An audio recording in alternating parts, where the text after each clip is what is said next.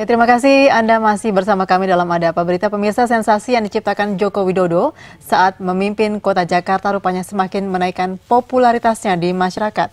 Bahkan sebagian besar masyarakat Indonesia memilih Jokowi sebagai calon presiden 2014 mendatang. Beberapa partai besar lainnya turut mendaulat calon presiden yang mungkin dapat menggait perhatian para penggemar Jokowi. Lalu siapakah tokoh yang dapat mengalahkan Jokowi pada pemilu 2014?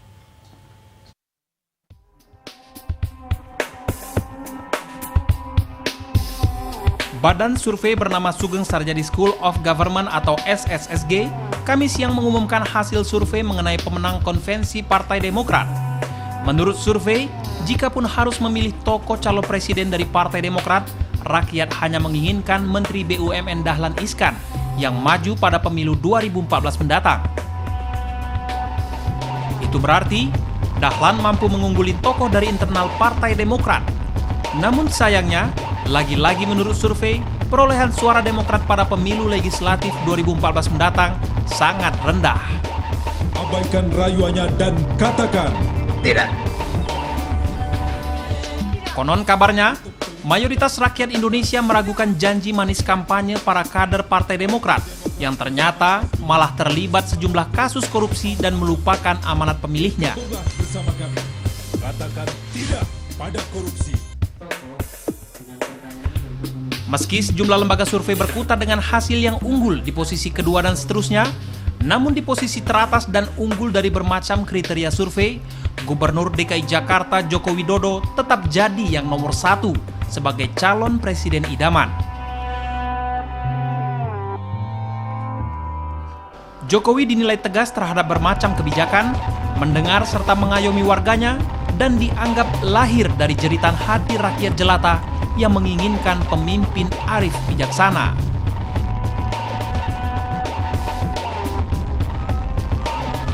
Hebatnya lagi, meski terus digoda dengan pemberitaan positif serta hasil survei Capres 2014 terhadap dirinya, Jokowi menegaskan tetap ingin menyelesaikan tugas utama sebagai Gubernur DKI Jakarta dan memenuhi keinginan warganya.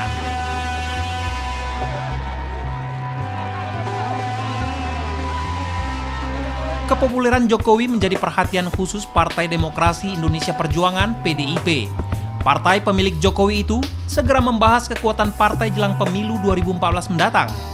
PDIP mengadakan rapat kerja nasional yang berlangsung pada tanggal 6 hingga 8 September lalu di Jakarta, dihadiri DPD dan DPC dari 33 provinsi. Hasilnya, PDIP mengisyaratkan Jokowi akan menjadi calon presiden dari partai berlambang kepala banteng itu. Bahkan PDIP mulai menggadang-gadang calon pendamping Jokowi, di antaranya Wakil Ketua DPR Pramono Anung, Ketua DPP PDIP Puan Maharani, dan Kepala Ruang Situasi PDIP Prananda Prabowo. PDIP juga melirik calon di luar partai seperti Ketua Dewan Pembina Partai Gerindra Prabowo Subianto, anggota Dewan Pembina Partai Demokrat Pramono Edi Wibowo, dan mantan Ketua Mahkamah Konstitusi Mahfud MD. Akankah karir politik Jokowi berlanjut hingga memegang tampuk kekuasaan pemerintah menjadi presiden berikutnya dalam pemilu 2014? Masih adakah tokoh lain yang mampu mengalahkan popularitas Jokowi di masyarakat? Atau mungkin rakyat muak dengan janji surga sejumlah partai besar lainnya sehingga tetap akan memilih Jokowi yang besar dari partai oposisi pemerintahan bernama PDIP? Tim Liputan, JAK TV.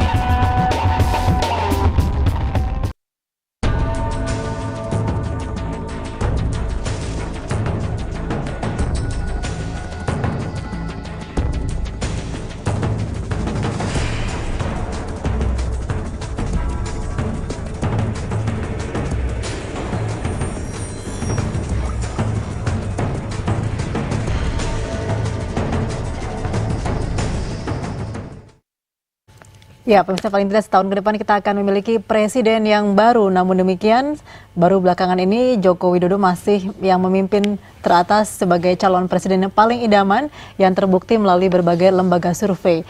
Namun demikian, kemarin ada lahir lagi survei dari Sugeng Sarjadi School of Government yang menempatkan Dahlan Iskan sebagai calon konvensi yang paling populer dibandingkan dengan calon-calon lain yang dilansir mengenai hal itu. Kita akan membahas bersama dengan dua narasumber kita pada malam hari ini. Yang pertama dengan Ibu Siti Djuhro, seorang pengamat politik. Selamat malam Ibu, apa kabar? Selamat malam Mbak Sheila. Sehat Ibu hari ini?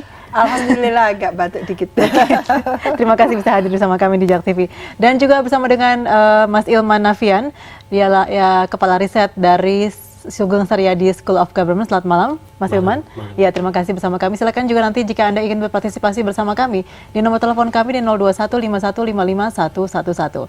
Baik, saya ke Mas Ilman dulu ya. Mas Ilman, dari survei yang dilansir kemarin ya, menempatkan Pak Dahlan Iskan sebagai yang paling populer ya, calon presiden paling populer. Ini memang dalam skupnya memang hanya di Partai Demokrat saja? Iya, ini kan kita awalnya mengukur konvensi dulu, kemudian yang kita survei dari konvensi itu kita adukan melalui nama-nama yang sudah kita masukkan seperti Joko Widodo. Yeah. Nah, untuk tingkat popularitas nama Dahlan Iskan tetap unggul juga, kurang lebih 15%, dia mengungguli calon-calon lainnya. Ketika yang kedua itu elektabilitas calon presiden dari Partai Demokrat itu sendiri, dia mengungguli pula nama-nama 11 lain, maksudnya 11 nama lain yang peserta konvensi ya? Itu artinya Dahlan Iskan ini sudah mengantongi suara dari kelas menengah, karena kan survei dari telesurvei ya, bukan survei, telesurvei dari Sugeng Saryadi School of Government ini menggunakan telepon di 10 kota besar dengan random 1000 sampelnya 1250 responden. Yeah. 2 minggu kita melakukan telesurvei itu, publik lebih meminati Dahlan Iskan ketimbang calon lain. Tetapi ini masih lama Mbak prosesnya, artinya 8 bulan ke depan ini 11 calon lain masih bisa. Oke, melalui telepon tadi Anda sebutkan Anda memberikan pilihan-pilihan, atau memang mereka sudah mengetahui memang ada konvensi di Partai Demokrat? Iya, kita otomatis ada pertanyaan seperti ini. Misalkan untuk tingkat popularitas, pertanyaannya itu kurang lebih Partai Demokrat sedang menjaring nama-nama calon partai calon presiden, ya calon presiden, diantaranya berikut ini. Dulunya kita kan di sini ada 17 nama. Ini karena kita menganggap bahwa adanya desas-desus Mahfud MD dengan siapa? Pak Yusuf Kalla. Dengan Yusuf Kalla itu digadang-gadang masuk di dalam konvensi Partai Demokrat, tetapi ternyata 2 nama itu tidak muncul. Jadi kita anggap 11 nama itu sudah ada di sini. Artinya ketika ada Pak Yusuf Kalla dan juga Pak Mahfud MD, nama Pak Dahlan Iskan bukan di posisi paling atas? Tetap paling atas, tetapi dia nama Yusuf Kalla ini bergandengan dengan Dahlan Iskan. Artinya popularitas Yusuf Kalla pun tidak jauh berbeda dengan Pak Dahlan Iskan. Sementara Pak Dahlan Iskan kan naik untuk popularitas, tetapi untuk elektabilitas 31,6% itu Dahlan Iskan melesat jauh ketimbang beberapa calon-calon yang lain. Oke, baik. Saya ingin tanggapan dari Bu Siti Djuhro dari pengamat politik. Apakah ini sudah menggambarkan nanti konvensi ke depan nih? Karena kita memang tahu dari 11 nama ini yang akan dijaring, pemenangnya akan ditentukan oleh konvensi melalui survei. Survei, ya. Jadi ini baru starting point. Starting point kondisi yang bersangkutan jauh sebelum itu kan memang juga ada survei. Pak Dahlan memang ada suara lah waktu itu ya. Ada persentase di situ bersama dengan Pak Mahfud MD dengan Pak Yusuf Kalla gitu ya. Jadi ini sebetulnya menunjukkan starting point yang belum dikemas apapun, ini sudah dapat suara. Itu sudah bisa diduga, karena apa? Ada semacam kecenderungan perilaku pemilih, persepsi, ini kan hanya mengukur persepsi. Apakah Anda di antara calon-calon konvensi ini, siapa yang Anda kenal atau kemana pilihan Anda, itu mulai memilih kan. Di antara 11 itu, yang konkret mau membuat terobosan itu memang Dahlan Iskan. Dan banyak kinerja dia yang terekspos melalui katakan media yang kebetulan yang bersangkutan ini adalah bapak media. Nah ini juga poin tersendiri ya, potensi poin tersendiri yang bisa merupakan investasi bagi Pak Dahlan. Nah selanjutnya kalau dia di wrap up dengan cukup bagus, inilah demokrasi. Menurut saya Pak Jokowi tidak akan melenggang sendiri, jadi akan ada timpalan-timpalan lainnya yang juga bagus nantinya, dan kita harapkan kita memilih yang memang among the best, bukan among the worst gitu. Apa artinya kita memilih di 2014 lagi-lagi selalu the best among the worst, tapi kita harapkan memang yang terbaik di antara yang baik. Itu yang kita harapkan, sehingga munculnya nanti Pak Mahfud MD, Pak Dahlan Iskan, kalaupun Pak Yusuf Kalla ingin muncul lagi gitu, tapi ini regenerasi kan, kita harapkan calon-calon lain lagi yang muncul yang juga sama gitu ya, levelnya dan kemampuannya, sehingga mampu mensugesti masyarakat dan masyarakat lalu tergiur untuk mendukung yang bersangkutan. Ini diperlukan sekali. Menurut saya survei ini mungkin tidak bohong, karena memang masyarakat sedang menggandrungi siapapun calon pemimpin yang di dirinya itu sudah memberikan satu aura gitu ya, bahwa yang bersangkutan akan melakukan itu. Nah ini yang diperlukan oleh siapapun yang ingin mencalonkan dirinya. Kalau memang nggak memenuhi kualifikasi itu, mending nggak usah ikutan gitu ya. Jadi sadar diri begitu ya nanti. Iya. Oke, baik. Kemudian juga nih Mas Ilman nih, apakah juga bisa ditanyakan kepada para responden mengenai mengapa mereka memilih sosok tersebut? Ya, simple Mbak. Jawabannya dari 1.250 itu yang 31,6% itu karena mungkin kepopuleran Pak Dahlan Iskan kan memang sudah dari dulu ya. Artinya sebelum masuk ke konvensi itu memang sudah populer dulu, dan dari menjabat sebagai direktur PLN, kemudian sekarang jadi menteri, dulunya pun media, dan memang publik pun dengan gaya-gaya standar itu, maksudnya low profile gitu, publik menginginkan beliau waktu di konvensi. Tetapi ketika disandingkan dengan tokoh lain, publik masih menggandrungi, di luar konvensi itu publik masih belum menggandrungi Pak Dahlan Iskan, masih ke tokoh lain, misalkan Jokowi gitu. Jadi masih belum bunyi kalau keluar dari konvensi begitu ya? Belum, harus ada terobosan, terobosan kayak kemarin misalkan mobil SMK seperti Jokowi, dan terobosan-terobosan yang memang menyentuh hati masyarakat. Oke, artinya ini sebetulnya kalau Pak Dahlan ingin menang di konvensi ya Bu ya, dia harus bisa menampilkan. Jadi kalau belajar dari pengalaman Pak Jokowi, itu menunjukkan sebetulnya calon pemimpin yang mampu memitoskan dirinya, yang membekali dirinya dengan ikon tersendiri, bahwa katakan ikon itu ya ikonnya masyarakat, itu akan memenangkan sebetulnya. Jadi kalau Pak Dahlan Iskan atau Pak Mahfud MD nanti itu, dia bisa menjual sesuatu yang katakan bukan miliknya Pak Jokowi lagi gitu ya, ada terobosan lagi yang ternyata itu memang dikehendaki rakyat. Menurut saya ini akan menjadi satu hal yang sangat kompetitif, yang betul-betul nantinya memberikan nuansa baru gitu ya. Ini yang kita harapkan nanti akan mampu selanjutnya memutus mata rantai politik uang itu. Jadi ada satu kerinduan dari masyarakat untuk memilih. Golput menurun gitu ya, karena nanti pemilih itu merasakan akan ada muncul calon-calon yang yang menimbulkan antusiasme masyarakat, animo masyarakat tadi. Oke, baik, masih kita akan sambung nanti di bagian berikutnya. Jangan kemana-mana pemirsa, kami akan kembali bersama Anda sesaat lagi. Pemirsa, nama Joko Widodo meroket sejak mengikuti bursa calon gubernur DKI Jakarta. Sosok Jokowi yang sukses sebagai wali kota Solo sangat dinantikan warga Jakarta untuk membenahi wajah ibu kota Jakarta yang karut-marut. Hampir 1 tahun memimpin Jakarta, rakyat sangat menyukai caranya bekerja. Popularitasnya terus meningkat hingga muncul keinginan menjadikannya calon presiden.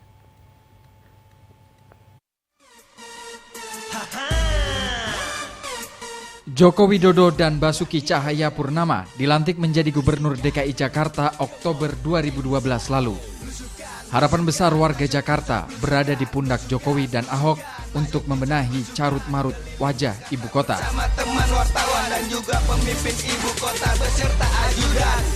Gaya kepemimpinan Jokowi yang egaliter rupanya sangat disukai warga Jakarta.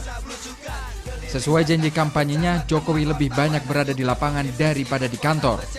Jokowi menyebutnya belusukan. Udah standby di sini di Taman Suropati, rumah dinas Pak Jokowi. Bangunan megah bercat putih dan banyak polisi yang memakai seragam batik buatan negeri sendiri. Belum genap setahun memimpin Jakarta, mantan wali kota Solo 2 periode ini berhasil merelokasi warga yang menempati pemukiman liar, terutama yang berada di aliran sungai yang akan direvitalisasi. Langkah paling fenomenal adalah ketika Jokowi mampu merelokasi ratusan pedagang kaki lima di Pasar Tanah Abang yang selama puluhan tahun menjadi biang kemacetan di salah satu pasar terbesar di Asia Tenggara itu. Meski sempat ada perlawanan, relokasi berjalan lancar.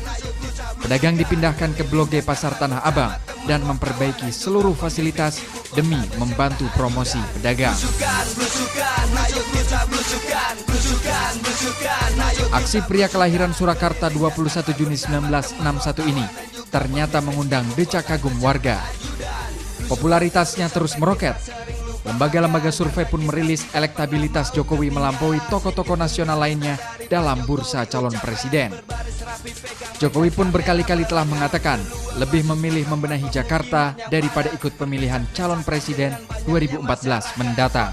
Lalu akankah Jokowi menolak tawaran menjadi presiden apabila dikehendaki partai yang menaunginya serta rakyat Indonesia? Tim Liputan, JAK TV. Iya, nama Joko Widodo masih terus membahana pemirsa, dan juga walaupun saat ini sedang dijalankan konvensi Partai Demokrat yang akan menjalin calon presiden dari Partai Demokrat, yang juga nanti ditentukan pemenangnya melalui survei, dan sudah ada survei awal dari Sugeng Siredi School of Government di sini yang memilih bahwa Menteri Negara BUMN Pak Dahlan Iskan yang menempati posisi paling atas. Baik, saya kembali ke Mas Ilman. Mas Ilman, apakah juga masyarakat juga antusias untuk menjawab begitu ya ketika dihadapkan dengan para peserta konvensi yang calonnya ada 11 tersebut, apakah mereka memang terpaksa menjawab begitu karena memang sebetulnya mereka punya pilihan lain di luar itu begitu? Iya, karena kan itu jawabannya ada 11. Hanya pilihan begitu ya? Hanya pilihan nama tersebut, jadi ini belum mengomentari presiden kan. Artinya pertanyaannya jika pemilihan pertanyaannya itu seperti apa tadi saya lupa. Ya, yang menanyakan banyaknya pertanyaannya. Jadi pada Partai Demokrat itu sedang menjaring konvensi nama-nama yang paling layak untuk calon presiden itu siapa. Gitu. Nah, kemudian memang banyak dari 1250 itu rata-rata larinya ke Jokowi. Tetapi kan ini pertanyaannya jawabannya cuma ada 11 orang itu. Dan mereka lebih mengarah ke Dahlan Iskan karena kan mungkin mirip-mirip tapi beda gitu, Mbak. Artinya kerjanya sama tapi orangnya berbeda. Oke, gitu. jadi sumbernya yang mereka ketahui sosok seorang Pak Dahlan juga dari media tentunya ya? Iya, rata-rata dari media, media televisi, media cetak, media mungkin radio dan sebagainya, atau dari mulut ke mulut, Mbak, itu. Oke, baik, ini artinya juga Bu Siti Juro, media itu sangat berperan ya untuk menentukan sosok yang paling diidamkan oleh masyarakat gitu ya. Siapa yang jadi media darling, dialah nanti mungkin yang akan dipilih, akan diketahui oleh masyarakat begitu. Betul, jadi memang kita mencatat belakangan ini peran media luar biasa. Baik dalam pilkada, khususnya juga dalam pemilu. Kita melihat memang media massa ini adalah salah satu pilar penting demokrasi yang fungsinya, perannya adalah memang ikut mencerahkan ya, ikut memberikan informasi, ikut menyebarluaskan tentunya ya nilai-nilai demokrasi dengan cara-cara yang tentunya yang menjernihkan, jadi tidak partisanship seperti itu. Baik, kita angkat telepon sebentar. Mohon maaf saya potong. Halo, selamat malam. Selamat malam. Silakan, dengan siapa di mana, Pak? Dengan Pak Andre di Ciputat. Silakan Pak Andre. Ya, saya pikir hasil akhirnya pasti saya melihat Joko Widodo sebagai pemenangnya ya, saya lihat ya. Cuman kita sebagai warga Indonesia harus lihat juga pendamping Joko Widodo itu memang harus yang berani. Saya melihat figur Ahok itu cepat ya, walaupun nanti wakil gubernurnya kita tidak tahu siapa. Nanti yang disandingkan dengan Joko Widodo ataupun dengan calon presiden lain ya. Tapi saya pikir di belakang susunan presiden itu memang harus ada wakil yang kuat gitu ya, yang berani. Karena Indonesia khususnya itu butuh orang-orang yang berani. Figur-figur Ahok itu penting di barisan wakil presiden ya. Memang Jokowi ataupun calon presiden lain seperti Dahlan Iskan dan lain-lain saya lihat itu memang bagus ya, terutama Jokowi. Cuman saya melihat di beberapa YouTube yang ada di internet ataupun di TV, saya melihat bahwa Jokowi hanya sebagai pengoper lah ya, tapi finalnya itu semuanya dilakukan oleh Ahok. Nah, jadi saya melihat bahwa yang di Pasar Tanah Abang pun seperti itu. Ahok pun yang berani menerobos. Kalau dilihat di YouTube itu semuanya Ahok yang menerobos. Jokowi hanya sebagai figur ke depan. Wakil presiden yang paling tepat menurut Pak Andre siapa dong yang untuk yang nama-nama sudah beredar Joko sekarang? Widodo. Jadi apa yang dibilang tadi di beberapa stasiun TV bahwa Amin Rais berkata bahwa Solo tidak berhasil. Saya pikir itu tidak juga ya. Joko Widodo telah membuktikan bahwa selama kurun waktu yang belum hampir setahun dia melakukan yang benar-benar kerja yang menurut saya itu besar, sangat sulit ya, kayak waduk fluid dan pemindahan Pasar Tanah Abang itu sangat sulit ya, tapi dia melakukan sebelum 1 tahun. Saya pikir itu luar biasa. Saya pikir kami warga Indonesia setuju bahwa Joko Widodo sebagai pemenang, tapi harus dicatat bahwa wakilnya harus orang-orang yang berani juga melawan para koruptor terutama di Indonesia. Baik, terima kasih Pak Andre yang dari Ciputat bersama kami. Silakan Ibu menanggapi. Jadi perlu sosok yang jadi sapu bersih di belakang Pak Widodo yang kalem Iya, jadi ini kan level nasional. Level nasional itu kalau kita lihat apa kebutuhan negara bangsa kita, apa kebutuhan rakyat kita itu sangat jelas. Bahwa kita memiliki amanat yang sangat besar, yaitu ketika negeri ini mengalami gerakan reformasi tahun 98, yang kita kehendaki adalah membasmi, menyelesaikan, menuntaskan yaitu korupsi, kolusi, dan nepotisme. Yang ini belum berhasil. Sejak 98 sampai 2013 belum berhasil. Oleh karena itu memang pemilu 2014 harus melanjutkan bagaimana kita membasmi KKN ini, korupsi, kolusi, nepotisme itu secara betul-betul secara komprehensif, utuh. Oleh karena itu kita inginkan ada pasangan nanti itu pemimpin RI 1 dan RI 2 adalah betul-betul eksekutor, karena eksekutif. Ini sistem presidensial. Penguatan sistem presidensial itu ditandai oleh peran fungsi presiden yang memang dalam hal ini memiliki leadership gitu ya. Karena apa? Karena negara kita ini besar. Negara kita ini arsipelago gitu, dari Sabang sampai Merauke.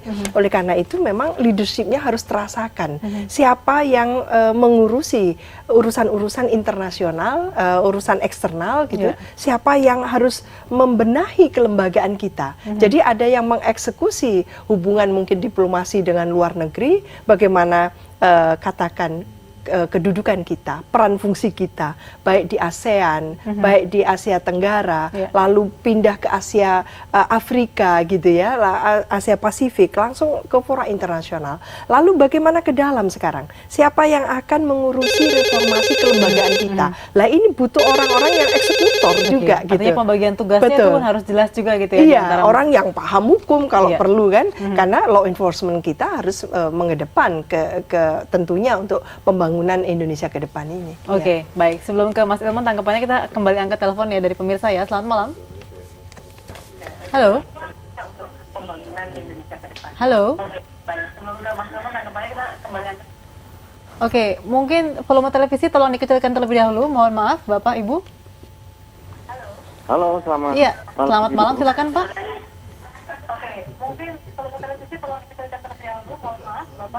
Halo. Iya, silakan Pak. Volume televisi tolong dikecilkan terlebih dahulu supaya tidak bergaung. Iya, saya mau silakan. mengenai Jokowi ini. Iya, silakan dengan Bapak siapa di mana nih, Pak? Halo. Iya, dengan Pak Alan Tangerang ya. Pak Alan, silakan Pak Alan. Iya.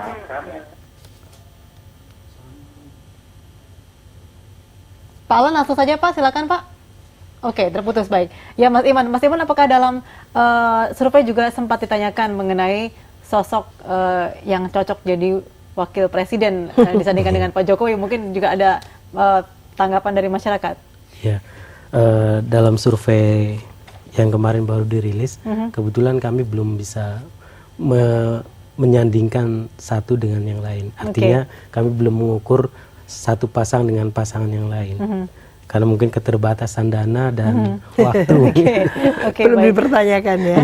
Ya, tapi memang apakah juga sempat masyarakat ada dimintai pendapatnya mengenai sosok presiden yang diidamkan oleh masyarakat? Saat ini sih belum ada, Mbak.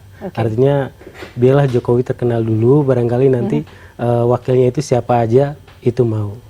Kalau masyarakat yang penting Jokowi presiden, terus wakilnya siapa aja, itu Mbak. Jadi tadi belum sempat disampaikan tadi ya mengenai wakil presiden. Tapi rata-rata dari semua respon itu menginginkan itu, Mbak. Baik, kalau gitu kita masih akan berbincang di bagian berikutnya. Jangan kemana-mana pemirsa, kami akan kembali bersama Anda setelah jeda.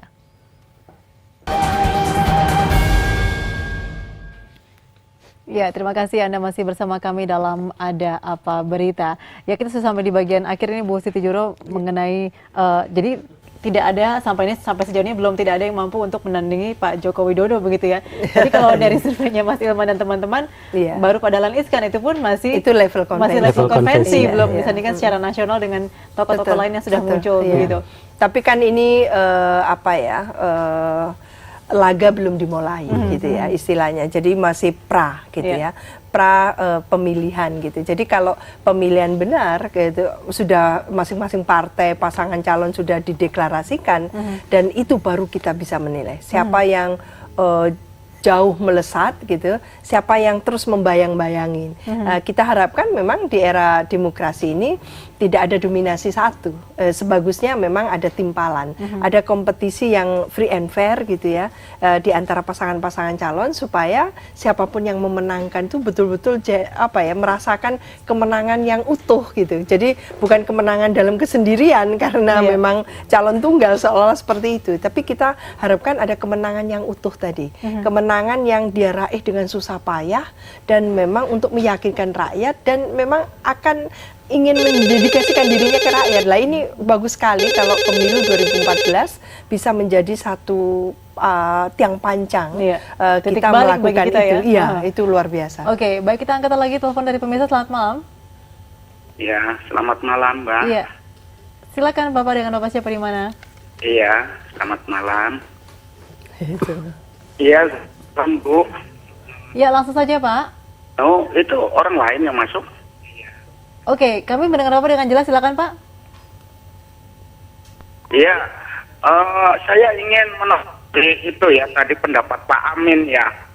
Jadi Pak Amin dulu yang bikin poros tengah itu pemikiran utamanya itu kan ini ya otonomi daerah yang sebetulnya kalau menurut pendapat saya itu pemikiran Pak Amin itu bikin Pulau Jawa itu kalau sampai kekurangan air itu yang salah menurut saya ya Pak Amin karena kebanyakan manusia kasihan gitu loh. Dan nyata-nyata kalau sekarang ya itu Pak Joko Widodo itu atau Jokowi itu ya betul-betul mencerminkan ya kemauan rakyat gitu loh Pak. Kemauan rakyat itu loh Bu. Jadi kalau orang seperti kami ya dukungnya ya Pak Jokowi gitu loh. Oke, baik. Baik, terima kasih Pak Tio dari Bekasi yang sepertinya mencoba membandingkan dulu ketika zaman reformasi nama Pak Amin Rais juga sempat naik begitu popularitasnya dan sekarang ada Pak Jokowi yang menurut Pak Tio lebih baik begitu ya. Iya. Ini menunjukkan sebetulnya ada peningkatan demokrasi kita. Jadi dari waktu ke waktu, pemilu ke pemilu kita mencari bentuk. Jadi proses learning by doing kita itu tidak sia-sia bahwa akan mengerucut juga akhirnya bahwa kita memaknai pemilu itu sebagai satu cara suksesi di mana seleksi kepemimpinan juga kita lakukan dan kita akhirnya memilih pemimpin yang betul-betul memiliki kualifikasi. Itu yang penting ya. Jadi akhirnya pemimpin yang demokratis, pemimpin yang merakyat, pemimpin yang mau mendengarkan rakyat dan sebagainya karena memang sebetulnya demokrasi kita kan dari rakyat oleh rakyat untuk rakyat. Lah itu yang pemimpin harus betul-betul perankan. Jadi merepresentasikan, pemimpin harus mampu merepresentasikan yang dipimpin sehingga demokrasi kita itu betul-betul workable. Demokrasi kita itu akhirnya bermakna penuh gitu. Nah, ini yang kita harapkan bahwa pada saatnya kita juga tidak terkungkung pada demokrasi yang bermakna uang atau politik transaksional, tapi lebih dari itu adalah demokrasi yang ternyata indah. Kita mampu memilih pemimpin yang amanah tadi, yang cerdas, yang jujur, yang tangkas, yang transparan, yang akomodatif, yang egaliter, yang semuanya itu tadi. Artinya memang ada antusiasme ketika nanti ada pemilihan presiden jika memang calon-calonnya tadi memang semuanya tampaknya the best begitu ya. Iya, kalau perlu kita saweran, tidak apa-apa gitu untuk memilih pemimpin yang bagus tadi. Baik, apakah juga ada antusiasme di situ, Mas Ilman, untuk mengikuti pemilihan presiden mendatang? Tentunya publik lebih dari 50% itu partisipasinya cukup. Artinya mau ikut serta nanti ya? Lebih dari 50%, bahkan kalau politik ini berjalan dengan baik dan dinamis seperti tidak ada intrik dan sebagainya itu ya, partisipasi publik pasti akan bergeliat. Apalagi calon-calon yang beredar namanya juga cukup masih dalam cakupan idaman begitu ya. Baik, tidak terima kasih lagi. Baik, terima kasih Mas Ilman Nafian dan juga Ibu Siti Juro bersama kami dalam Ada Apa Berita. Tetaplah bersama kami.